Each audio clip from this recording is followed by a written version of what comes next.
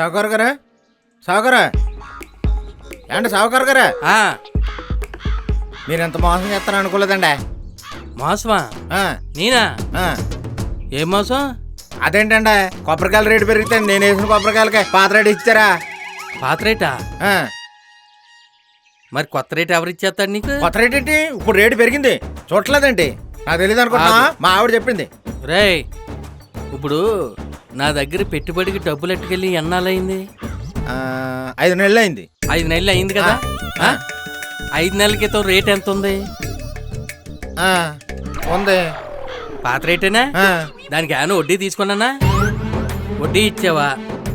పెట్టుబడి కింద మరి ఆ రేటే వేస్తారు. ఇప్పుడు రేటు పెరిగిన దానికి సంబంధం లేకుండానే అప్పుడు తీసుకున్నానని చెప్పేసి అప్పుడు రేట్ వేస్తారా? మరి అంతే కదా. మరి ఇది బాగా అన్యాయం అండి బాబా, నాకు అలా కుదరదు. ఇదిగో నా కాయలు నాకు తోలేయండి, మీ డబ్బులు మీకు ఇచ్చేస్తాను. సరేరా, అయితే కాయలు తోలేలా? సరేరా, ఎన్ని డబ్బులు వాడుకున్నావో నీకు గుర్తుంది కదా. 5 నెలలు అయింది. 4 రూపాయలు వడ్డీ కట్టి మొత్తం డబ్బులు కట్టేసి నీ కాయలు నువ్వు పట్టిపో. ఇగో కాయలు, నీ కాయలకి నీకో దన్నం. మీ ఆవిడ తిట్టేస్తుంది, అది తిట్టేస్తుంది. డబ్బులు పట్టుకెళ్ళినప్పుడు లేదా? నువ్వు వాడికి డబ్బున్నప్పుడు లేదా? పెట్టుబడికి డబ్బులు కావాలి, నేనేమో కూలోళ్ళకి డబ్బులు ఇవ్వాలి, తొక్క ఇయ్యాలి, తోటకీర ఇయ్యాలని డబ్బులేమో పట్టుకెళ్తామా?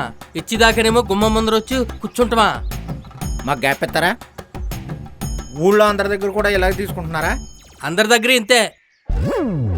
5 నెలల క్రితం డబ్బులు వాడుకొని ఆ రేటు కట్టి మోసం చేశాను, మళ్ళీ ఇప్పుడు మోసం చేసినా సరికంతా పట్టిపోతానంటవా? పట్టిపో. అయ్యి బాబా, అన్ని నాకు ఎందుకంటే బాబా, మా ఆవిడ చంపేస్తాను, మీకు దండం పెడతాను. నీ ఆవిడ చంపించేస్తే చంపించేసుకో, కడతావా?